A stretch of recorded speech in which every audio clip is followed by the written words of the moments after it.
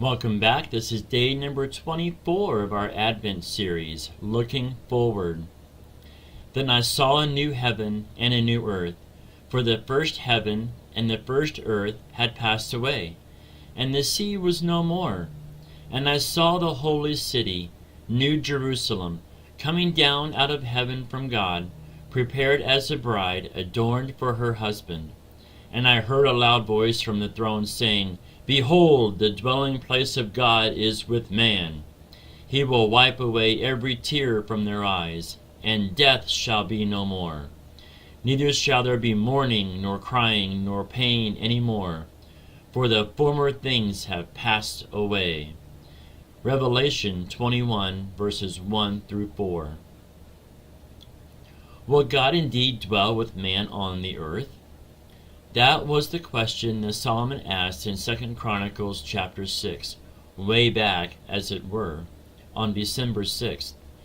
From our 21st century vantage point, we can see how God has dwelt with man on the earth, in the garden, in the tabernacle, in the temple, and in the person of Jesus and through his Spirit. He is truly Emmanuel, God with us. Throughout this Advent season, we have been trying to get the big picture of how the Bible fits together as it relates to Christmas. And our focus today, as yesterday, is to ask, how does the story end? What will it look like for God finally and fully to dwell with his people? In the early 5th century, Augustine provided for the Church what was essentially the first philosophy of history from a Christian perspective.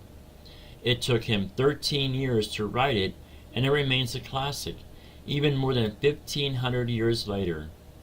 In this book, The City of God, he explains history in terms of one overarching principle. From the fall of humanity to the end of time, there have existed and will exist two rival cities, two rival societies, two rival loves. By our nature, we are involved in the city of man, and only by God's grace will we ever forsake that and instead be devoted to the city of God. To quote Augustine, two cities have been formed by two loves, the earthly by love of self, even to the contempt of God, the heavenly by the love of God, even to the contempt of self. This is a stark way to view the world. But when you search the scriptures and observe the world, it makes sense. In the city of God, there are people of God, in God's place, and it is under God's rule and blessing. The city of man comprises earthly society established in stubborn independence from God. The former is destined to rule the world. The latter is destined to pass away. God is going to make this world brand new. He has been preparing it from all of eternity, and when he finally brings it to fruition, no one and nothing will be allowed to spoil it. That is why sin must be punished, justice must be done, and evil must be destroyed. It is a world in which righteousness dwells, and from which unrighteousness has been cast away forever. When we read about it in Revelation 21 verses 1 through 4 is a place that is easy to wish for but hard to understand. It is a place where there will be no more crying, no more pain, no more death. Even the mere prospect of hurt and loss will be gone. It will be paradise restored. It will be a new garden with the tree of life, but the tree of knowledge of good and evil will be no more. Revelation 2, verse 7, chapter 22, verses 2, 14, and 19. When Peter writes concerning Jesus' second advent in 2 Peter chapter 3, he assures his readers that all that was ruined in the old will be repaired and beautiful in the new. The word new in verse 13 refers not to time and origin, but to quality. The fire he speaks of can be seen as a refining fire that melts the original objects so that impurities can be removed and what exists can be made new. In other words, Satan is not going to get the satisfaction of God destroying his creation. Rather, God is going to purify it. He's going to transform it so that it reflects all the glory and magnificence that he intended for it all along. Such a notion preserves the idea of the earthiness of the earth. There is no sense, there is a sense in which we need to ground these truths in the fact that not only will there be a new heaven, but there will be a new earth. Our future as God's people is here, but a perfect here. As Isaiah said of God's redeemed people, they shall not hurt or destroy in all my holy mountains, that is, the New Jerusalem, for the earth shall be full of the knowledge of the Lord as the waters covers the sea. A new creation will come, that much is plain. A new Jerusalem, the holy city, will house those whom God redeems, and we will be able to behold a world in which the dwelling place of God is with man. As believers, we understand that God walked this earth 2,000 years ago.